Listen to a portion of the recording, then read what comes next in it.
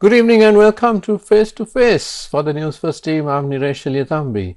Well, Sri Lanka is in the midst of a massive transformation. In a couple of years, our country may be quite unrecognizable in the way we do business and the way that our public deals with government and with the economy and with each other. And the person in charge of this massive transformation is in our studio today. Welcome to Dr. Hans Wijayasuriya, who is of course well known to all Sri Lankans, and that goes without saying. So good evening and welcome, Dr. Hans. Good evening, Naresh. Right. I have to tell our viewers that Dr. Hans is one of the busiest people in Sri Lanka today, but he takes the time to educate the public, because you do get around and you are giving keynote speeches at so many different fora, and because you are not just looking after the technical aspect of the transformation, you are making sure that everyone is on board. So how is the transformation going? And I know it's a very long-term thing, but where did you begin and how is it progressing? So I think the starting point was putting together architecture and a blueprint together with many experts who are on board, many of them volunteering, many of them contributing their expertise and time, both from public sector as well as the private sector. And this has brought us to the finalization of a blueprint for the digital economy acceleration over the next few years. And the blueprint comprises of several foundational elements as well as developments on top of these foundations, ultimately with the objective, like you very correctly described, to transform the interface between businesses and citizens, between themselves as well as with government and with business. So G2C, G2B, B2G, B2C, etc.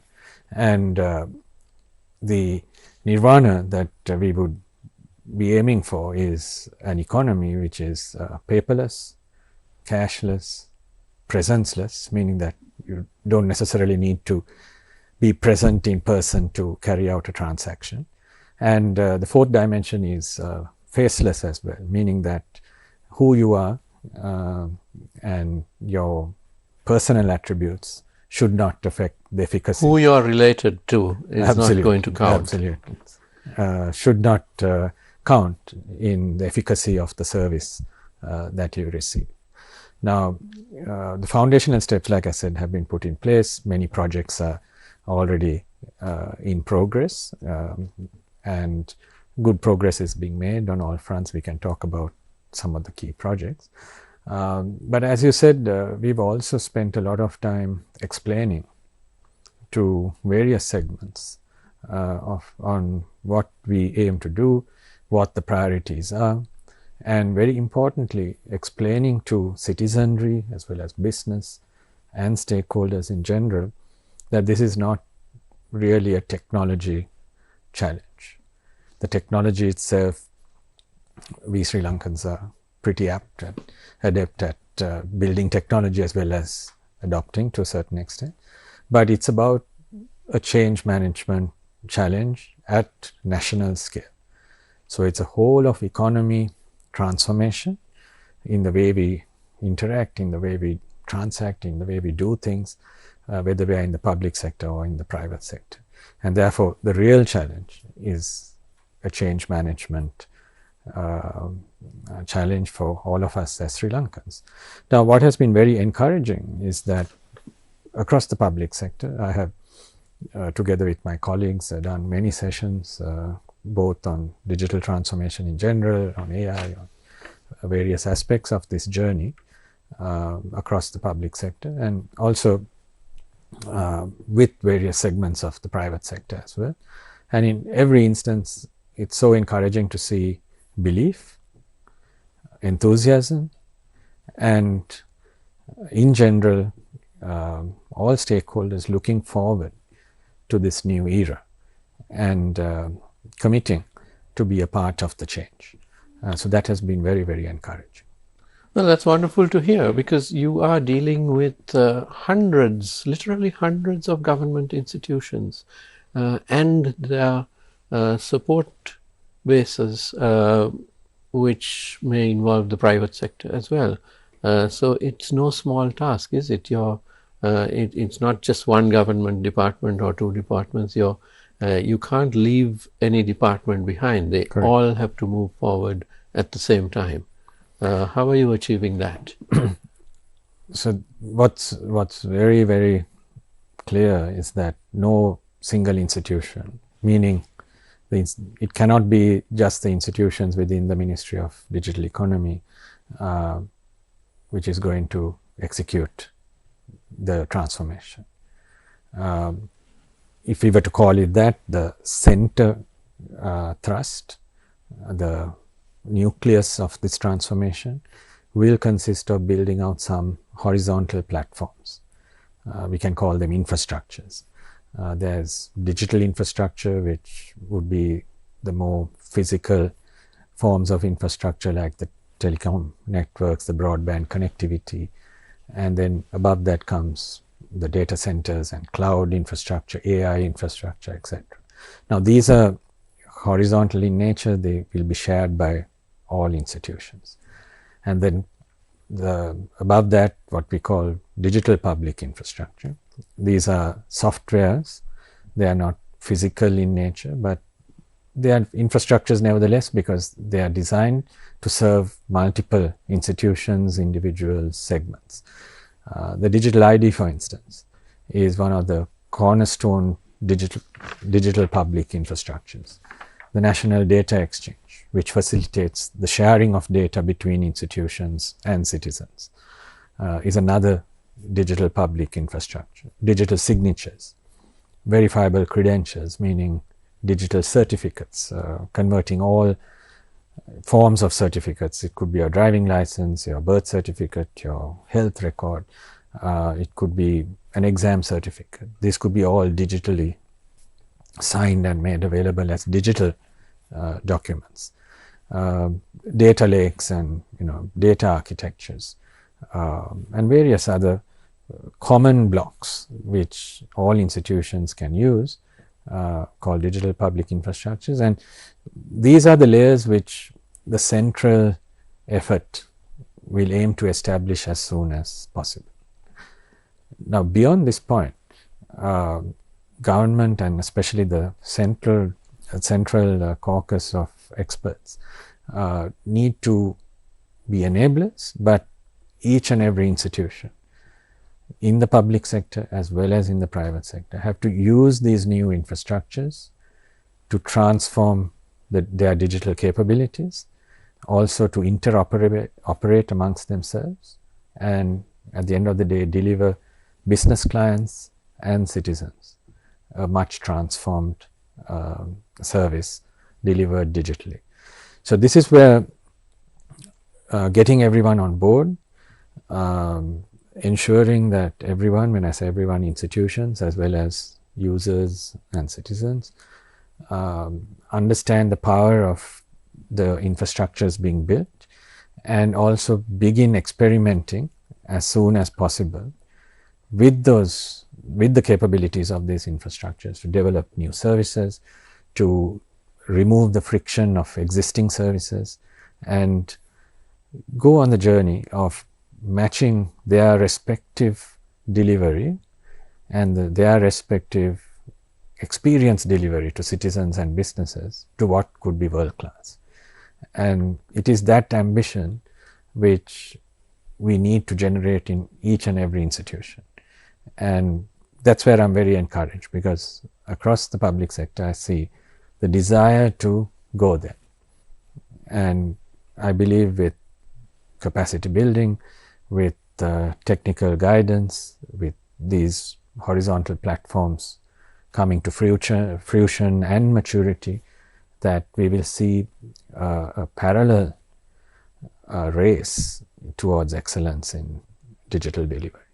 Well, that's really good to hear. When you talk about the people within these institutions, I imagine there needs to be a lot of reskilling. People who have been used to writing things manually in ledgers and books and so on, and physically taking them from one room to another, from one desk to the other, and so on. It's all going to be very seamless. But you need to educate them and give them a few skills, it's not rocket science. You're not asking them to sort of do an engineering degree, but it's such a vast area when you think of the hundreds of thousands of state workers that you have. Is that a challenge? I think it's not really lack of capability. I think there's plenty of ingenuity, there's plenty of learning capacity and agility. The capacity to unlearn, relearn has to be aided, I believe, and encouraged, but there is no lack of talent. And therefore, I think the light needs to shine on the constraints as well. If you look at the constraints today, one is probably the absence of the required level of digital transformation or digitization. Second, there are constraints which are embedded in legacy processes, and this calls for a round of process re-engineering in parallel with the digital tools coming into play, because digitizing a bad process will not get us where we want to go. Now, if you help individuals to recraft the process, to make the process efficient, eliminate the processes that you don't need, simplify things, not have 3 signatures if that's not really required, if you can stop with 2 or 1, and so on and so forth. So, I think we need to embolden these institutions to re-engineer the way they work and then implement the digital transformation on a re-engineered process. The advent of AI, I think, is in itself a transformation tool and a transformation trigger, because when you ask yourselves, how will AI do this? And if I want to adopt AI, what are the steps in this process? Is it 25 steps? The answer will be very, very different. The inputs AI needs will be different. The steps that AI would take to deliver what you want would be different.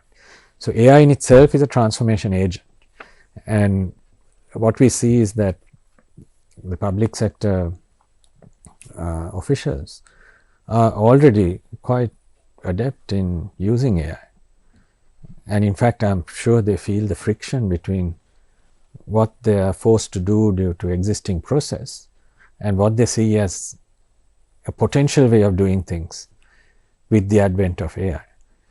So, what we need to do is to unlock this, and it's a mix of process re-engineering, it will be a mix of change management, and also bringing in a desire to deliver excellent experience to customers, whether they are businesses or individuals. And the technology challenge itself is subsidiary, I think, to this. Right. Now, as I said, all Sri Lankans probably know who Dr. Hans Wijayasuriya is, but just in case you want to know a little bit more about him, well, he is currently the Chief Advisor to the President on Digital Economy, and Chairman of ICTA, which is the Information and Communication Technology Agency of Sri Lanka, formerly Chief Executive Officer of the Telecommunications Business and Group Executive Director of Asiata Group, your bio, your CV is immense, but let me cap it off by saying you are a graduate from the University of Cambridge, and you obtained your PhD in Digital Mobile Communications from the University of Bristol. You are a chartered engineer and a fellow of the Institute of Engineering Technology of the UK, and you also hold an MBA from the University of Warwick. And of course, your alma mater was St. Thomas's College, Mount Lavinia. So that is Dr. Hans Wijayasuriya. Now, Dr. Hans, when I spoke of the transformation that this is going to effect on society, you have a wonderful story about the tuk-tuk drivers, and I'd like you to share that with our audience as to the immense benefits which a tuk-tuk driver basically has today compared to one who maybe 5 or 6 years ago, and the benefits to his family and so on. So would you like to share that metaphor? Yeah, so this metaphor actually I bring it in to explain how the digital economy, or accelerating the digital economy, translates into economic growth overall. So because the digital economy is a subset of the macroeconomy, and the digital economy will encompass, ICT services, transactions we make via a banking app, buying goods and services using digital means. Also the platform economy, like the ride-hailing services, the e-commerce services, etc. But the real impact of the digital economy comes into play when nearly every sector and industry in the economy is invaded with digital tools, with digital methodologies, and you find digital being used in agriculture, in transport, in tourism, and then you get a major expansion in your digital economy. Sri Lanka's digital economy is nascent today. It's just around 3%, 3.5% of the total, around $3 billion to $4 billion, whereas India is at 12% relative to the economy, and an advanced nation like the US would be well into the 40s, Singapore 25, 30%, and so on. So we have a long way to go.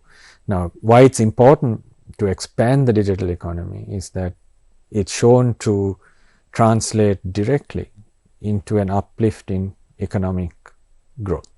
So a country which is normatively growing at say 5% could aspire to grow at 7%, 7.5% because of the expansion of the digital economy. Likewise, if you take India, one would expect a country like India to be growing at 5-6% given their very large base, but they're delivering close to 8, aspiring to go to 10. And they have stated that this uplift comes from digital transformation. So why did I go on that long spin before the trishaw drive? So now we might believe it at macro level, and then we need to question ourselves, look at a few examples at a micro level, look at the microcosms which when integrated form the macroeconomy. So the trishaw driver is one example. You go rewind 20 plus years, a trishaw driver would need to float around the city waiting for somebody to flag him down. It's a waste of fuel, time, productivity. Likewise, the person or the customer, the experience of the customer is also not great because they would be inconvenienced waiting for a ride. So the first wave, I believe, was the mobile phone, because the mobile phone came along, prepaid, became very affordable, and then the trishaw driver would use the phone and distribute the phone number to known clients. Again, it was a limited ecosystem, but convenience increased for both the client and the trishaw driver. Costs may have gone down somewhat. Fast forward a few more years and then came the ride hailing or the platform economies, and that released the market size or the market surface of digital engagement beyond simply a mobile phone, and the ability for this trishaw driver to take rides from across the environment, and equally the convenience to the customer. Now, if you were to then double click on the economy of the trishaw driver's household, the expenditure on fuel, the time he could spend now with his kids waiting for a call out, and the ability to choose when to work, when not to work, etc., and overall productivity and efficiency, I'm sure we would land on a number well north of 20% productivity gain.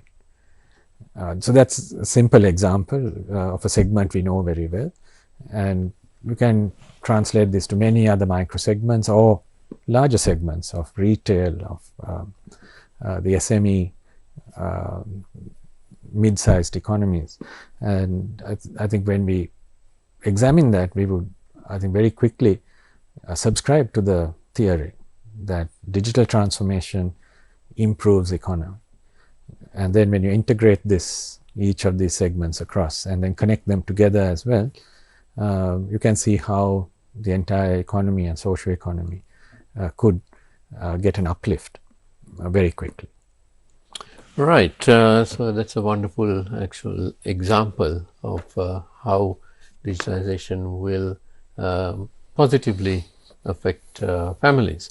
Now, is there any fear that in this massive quantum leap that we are forced to take because we are perhaps 20 years behind, that there would be people in the public sphere who may be left behind, those who are afraid of technology, or perhaps because of their age or something like that?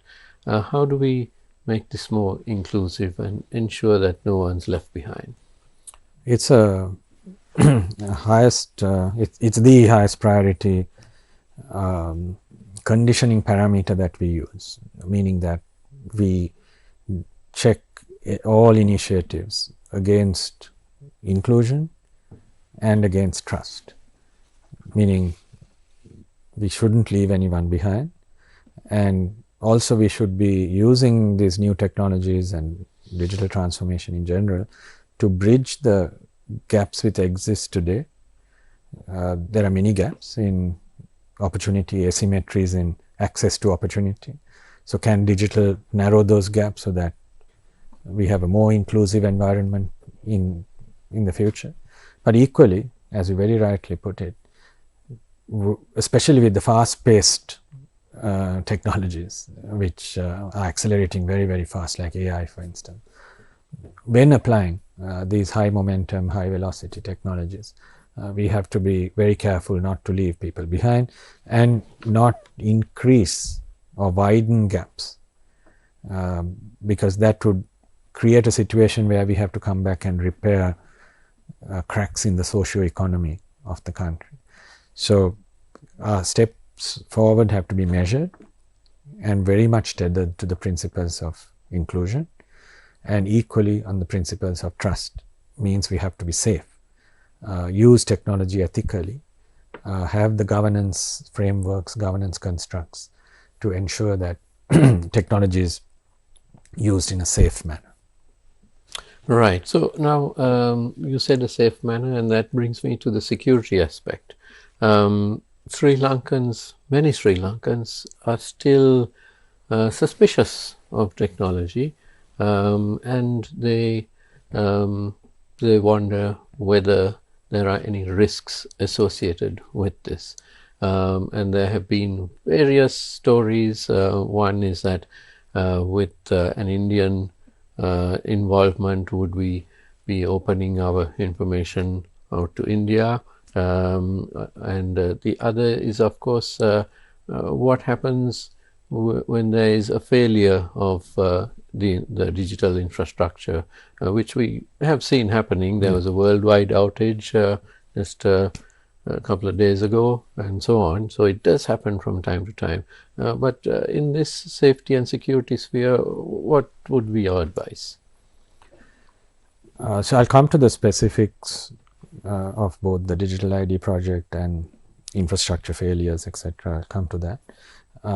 But I think there are two key dimensions to building trust in terms of, on one hand, it's cybersecurity, means protecting the digital infrastructure, protecting citizens and businesses from cyber attacks, both locally and the global impact surface of cyber attacks.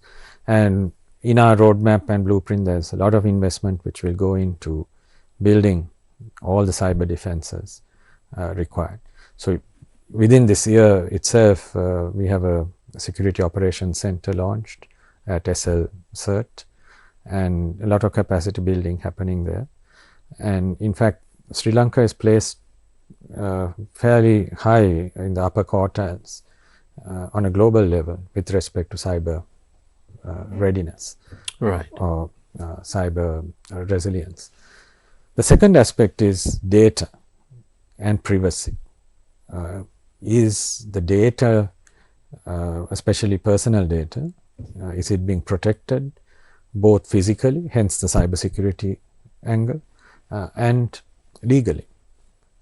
So cyber attacks and loss due to cyber threat is one aspect, but also is there a sufficiently robust legal framework, institutional framework to protect the individual's data and the rights of an individual in the digital space. And here Sri Lanka again is at a fairly advanced stage with the Personal Data Protection Act, the PDPA, has been acclaimed to have placed Sri Lanka well on the roadmap to a very, very safe position with respect to personal data, and also the Data Protection Authority, which will be in full force this month and going forward. So both these aspects, good progress, but a lot more needs to be done, and it is of very high priority. Now you mentioned or drew specific mention of the ID project, the digital ID project, and the involvement of a foreign contractor. And here again the reassurance has to be given that while all data protection as well as cyber security measures are put in place, regardless of whether it's a foreign contractor, local contractor, who does it, the assurance framework and the trust framework has to be world class.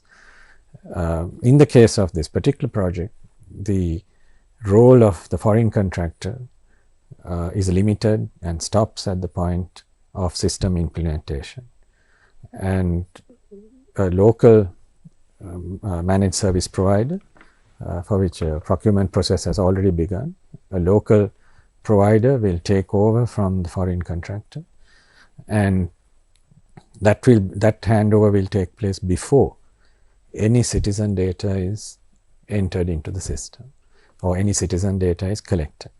So I think we can be rest assured that from the involvement of a foreign contractor, it stops before citizen data comes in, but regardless, the whole infrastructure will be subject to extensive cyber resilience and assurance tests on a handover basis as well as on a continuing basis. Right. You also mentioned robustness of infrastructure, and I think we saw the global outage, but relevant to Sri Lanka, we had a significant outage of the government cloud last week. It can, I must be very honest, it can affect trust. Incidents like this should not happen. We are looking into root causes, and that will be published once root cause is established. However, one point I need to emphasize is that throughout the recovery process, and all the systems are up as of Sunday, throughout the recovery process, priority was given to data integrity, consistency, recovery, not to speed of switching things on and risking any part of the data. And Right. I'm happy to say that data recovery was 100%. And in that sense, the objectives of the recovery process were satisfied and were successful. However, this kind of infrastructure failure cannot happen. And many lessons, I'm sure, will be learned, and the investments required to have resilient, state-of-the-art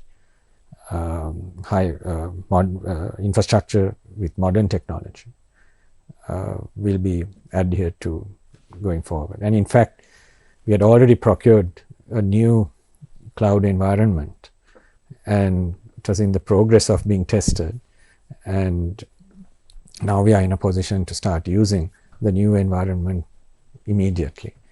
So it was just issue of timing, where if the new environment had been ready a couple of weeks ago, but then that's hindsight.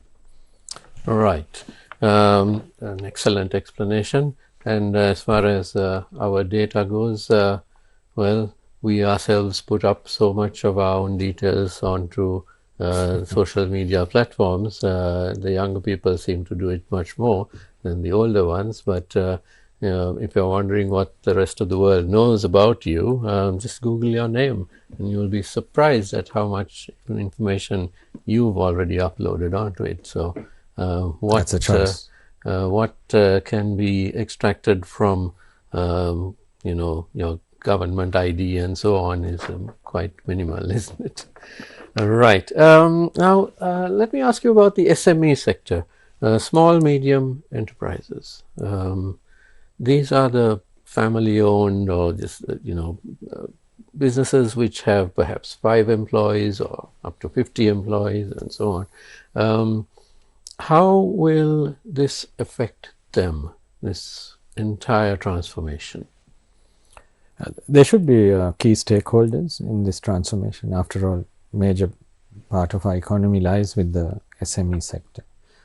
So the tooling which will come around, I mean, even if you take, for instance,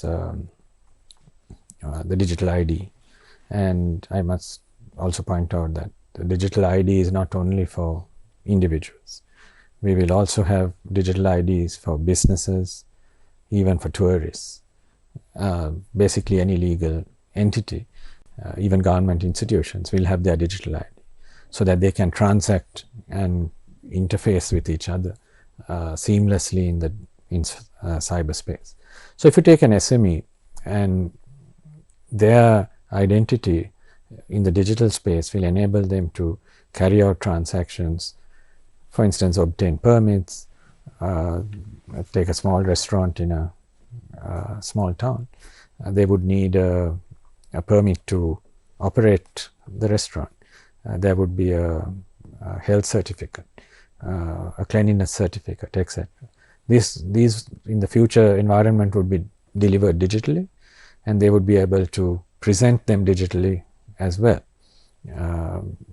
via their mobile phone or otherwise, if challenged to show the certificate. Payments will play a very big role in the case of SMEs.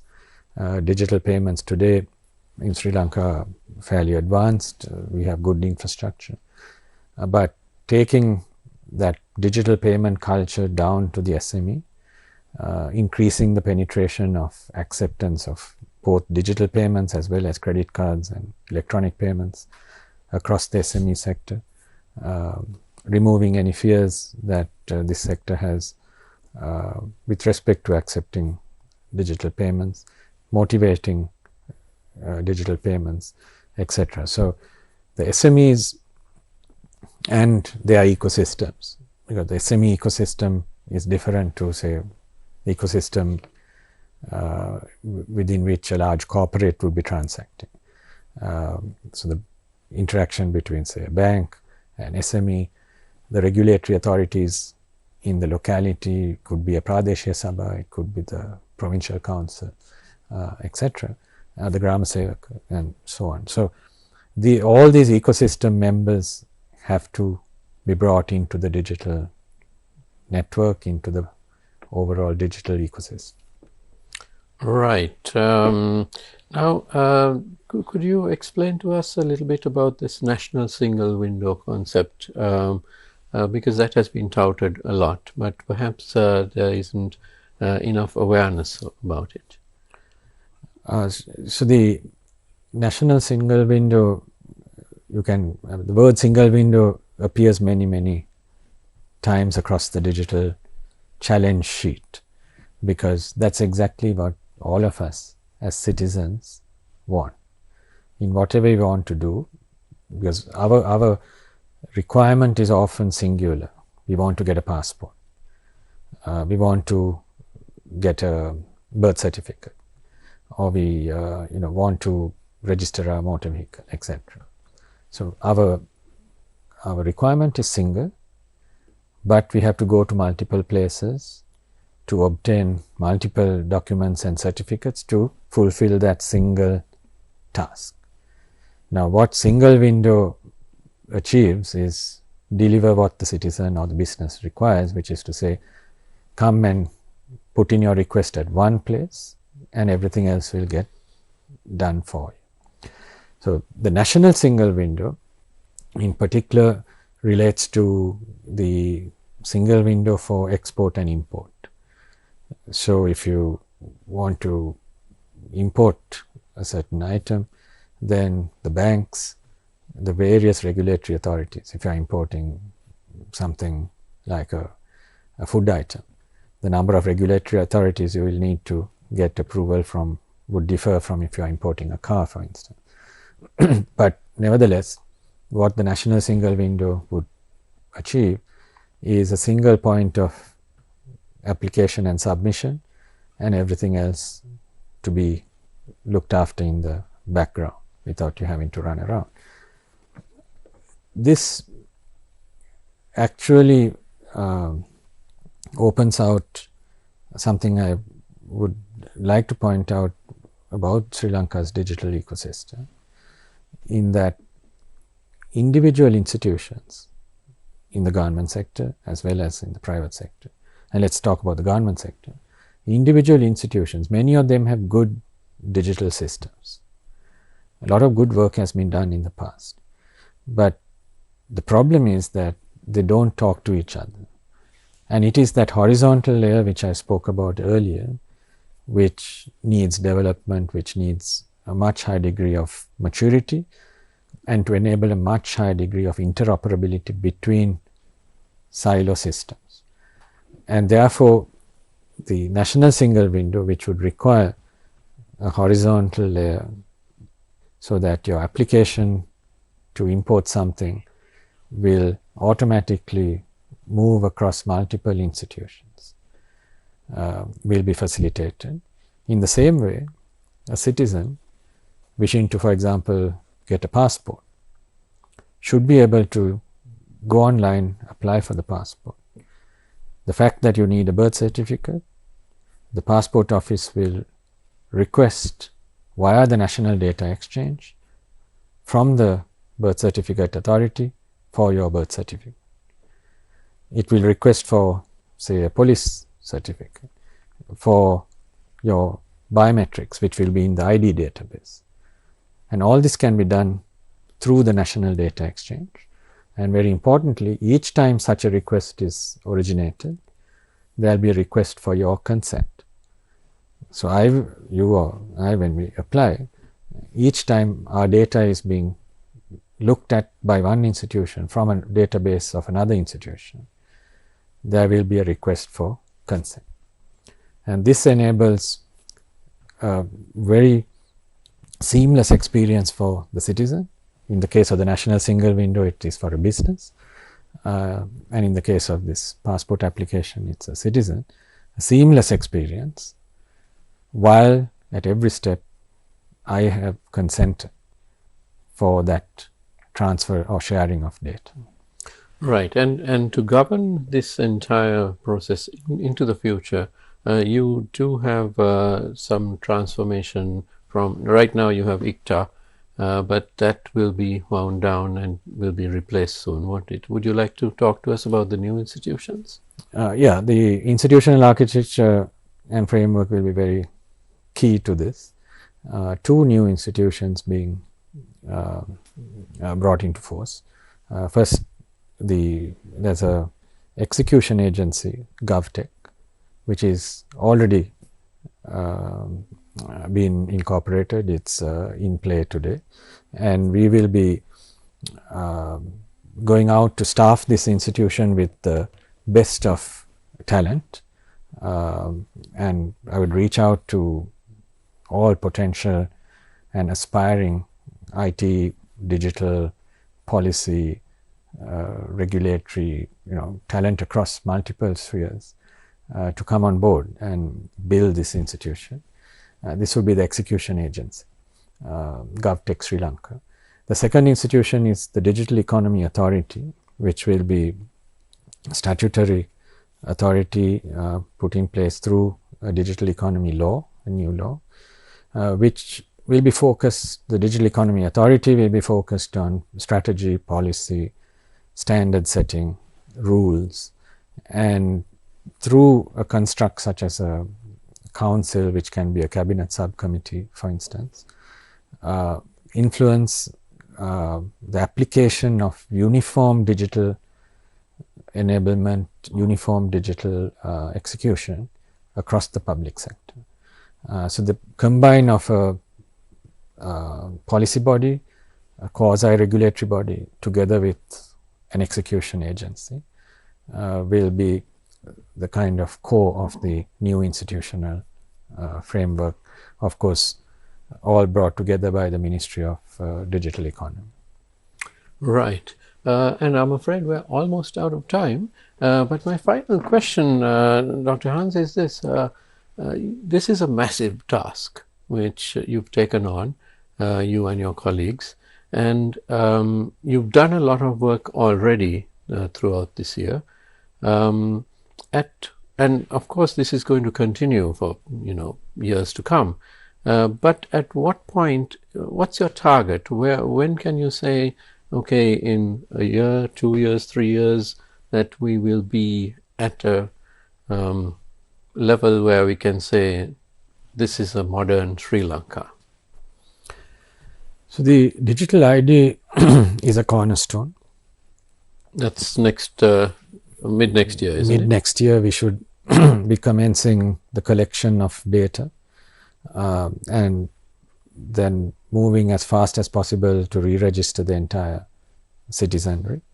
That will be a crucial point. But in parallel, we are building all the other digital public infrastructures. Like I mentioned earlier, the payment systems are already strong. We have more work to do.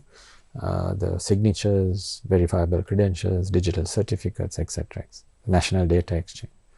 And my expectation is, with half the population on board and all these digital infrastructures in place, a good cloud infrastructure and AI infrastructure in place, 2 to 2.5 years, we should see a big change. 2 to 2.5 years from now. That's not very far down the road at all. That's correct. And that is a challenge for all of us, across institutions, citizens. We have a lot of work to do, a lot of change to make in this period. And to kind of seed this and helping institutions and citizens to experience, we are in fact going to open out a sandbox in the next couple of months, where the capabilities of the digital infrastructure will be exposed in the form of APIs, application program interfaces, a service creation environment, a marketplace for services, which will enable the IT industry as well as institutions, private and public, to play with the to-be digital tools. Right. So that applications can start getting developed immediately. So I can give an example of what this future environment would be. To get a SIM card, for instance, all you would need to do is to go into a corner store anywhere in the country, give your thumbprint. That's all you need to do. And you'll be issued a SIM card, because the thumbprint will authenticate you, go to the database, your name, everything will be there. It will populate your application form, and the provider could safely give out your SIM card. Likewise, banks could give you a bank account using a quick biometric check almost immediately. Likewise for transactions and obtaining various approvals, certificates. So these services can be modeled in a sandbox environment, so that as a feedback loop, service providers as well as developers could feedback to us. We need these extra capabilities, or this is a bit inconvenient or clumsy, and together we can, I believe, architect a very smooth and friction-free set of platforms for the future. Right, and my final question is this. You agreed to come back to Sri Lanka and to take on this challenge, this enormous challenge, at a time when millions of Sri Lankans were literally fleeing the country or attempting to flee the country. How do you feel personally about the prospects of the country, and when you took the decision to take up this challenge, to come back, what went through your mind? First of all, the invitation was an honor for me, and I had been out for around 8 years and been in the telco sector, as you know, for 19 years before that. And those 19 years when I was in Sri Lanka, I learned a lot from consumers, citizens, and also the ecosystem, like all the way down to the Kade, the Mudalali, and the Mudalali's appetite for digital transformation, for doing things fast. And across both the enterprise sector and SMEs and the micro sectors, I have a lot of confidence that given the right tools, given the right empowerment, our people can do magic. And I genuinely believe that, and that is, I think, anyone in the telco sector would probably stand testimony to that, that our people, given the right tools, will make the most of it. And therefore, the opportunity to help and do in some small way to help bring people together, give them equal opportunity to contribute, and enable the Sri Lankan citizenry and business ecosystem to innovate on top of the platforms that we create. And I'm very, very confident that provided we all approach it with a sense of enthusiasm and inquisitiveness rather than with a sense of fear or hesitance, that this transformation will happen. Well, we're certainly very glad to have you guiding us along the way. And I'm afraid we're out of time. My thanks to Dr. Hans Wijayasuriya, the Chief Advisor to the President of Sri Lanka on digital economy. Thank you very much for being with us this evening. And thank you to you at home for watching. Don't go away because the news is coming up next. Have a great evening.